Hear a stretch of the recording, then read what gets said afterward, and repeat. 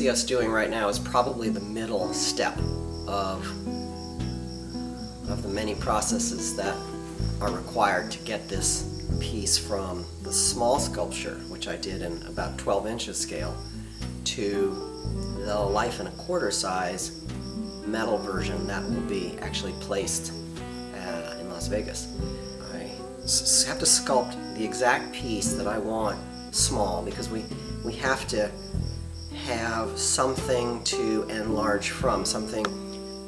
You can't just walk up to a chunk of clay or foam and carve something that large without having something to refer to. So you always start with a small sculpture. The small one is sculpted, and that probably took about 3 or 4 weeks to sculpt. It took a few more weeks to get all of the research done, but then we've carved it 1 1/4 scale, so he's standing about 7.5 feet tall, out of a high-density carving foam. He's roughed out right now, and we're going to put him together in pieces, and then we're going to basically glue him together and then carve that foam so that it is a large version of my small one, and I'm using the small one to refer to constantly.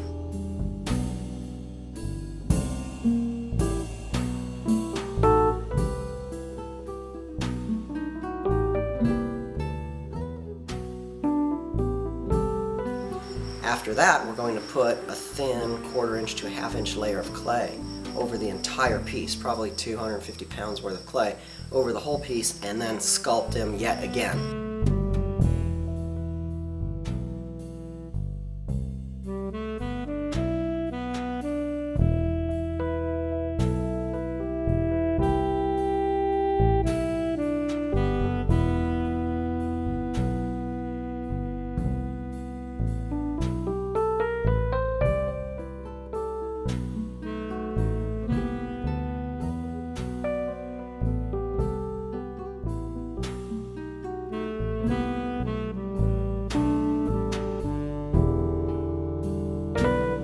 This time we get all the detail we want, the texture that we want, and this is preliminary to then breaking him apart again and making the molds.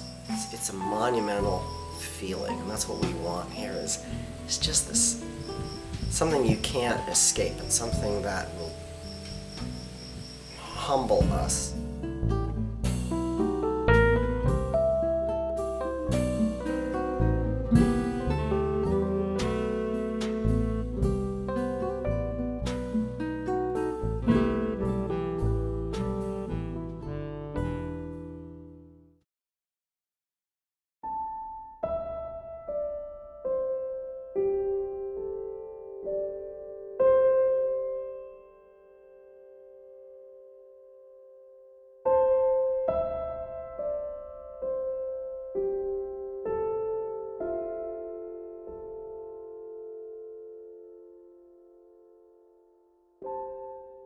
We're not going for a very tight look, not a super detailed look, although they're going to be very accurate.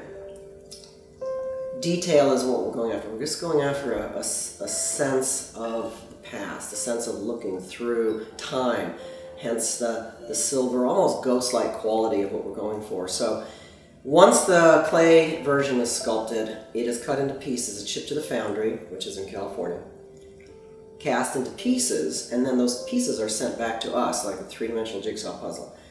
The next stage is to take those pieces of metal and reassemble them using a welding rod of the same alloy that the piece is cast in. Sounds easier than it is. When metal is cast, it shrinks, and there are many stages from the clay that I sculpted to the metal casting that we receive. There's a mold is made where some errors could be introduced. Then there are wax castings taken from the mold where errors could be introduced. Then there's metal castings taken where shrinkage and warpage occur. So when we get these pieces back, they don't always fit perfectly.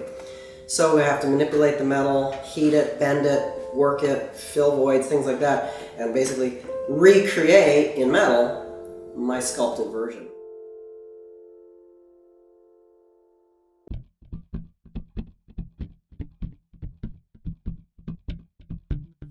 I think the first challenge is capturing the movement that I had in the small piece in a large piece. When you're doing a small sculpture, it's easy to manipulate the clay and get a flow and have a spontaneity. That is very often lost in translation to a large size, and there's a tendency for artists to fixate on a smaller piece, which makes sense. If you're working on a 7.5 foot tall piece, it's hard to get back and get a sense of the whole. So welding, and then once the welding's all done, then we grind off the welds so that there are no welds and there are no breaks in the movement and the folds of the drapery, and then we have to match my texture, which we do through various techniques. Sometimes they don't fit, and then just the skill involved in creating a seamless piece where none of the technology, to say, is shown.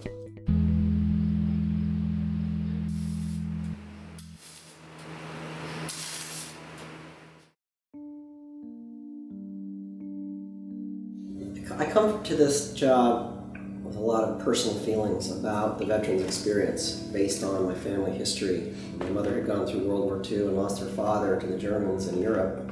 My father was a veteran of the Pacific War.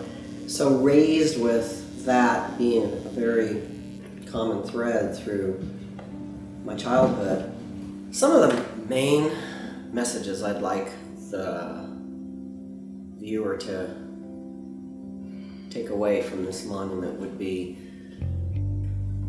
the timelessness of the veterans' experience, and that it doesn't really change.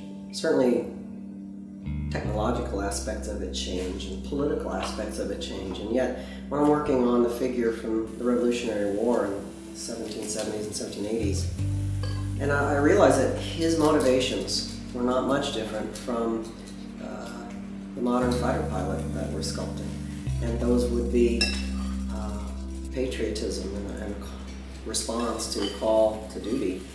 That would be the guy or the woman next to you, serving next to you. That would be love of family.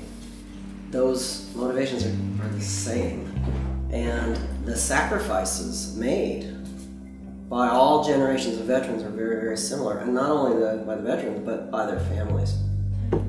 The generation now is such a visually oriented generation and so many kinetic learners that this is going to create a reality to that reading in a history book just doesn't seem to anymore.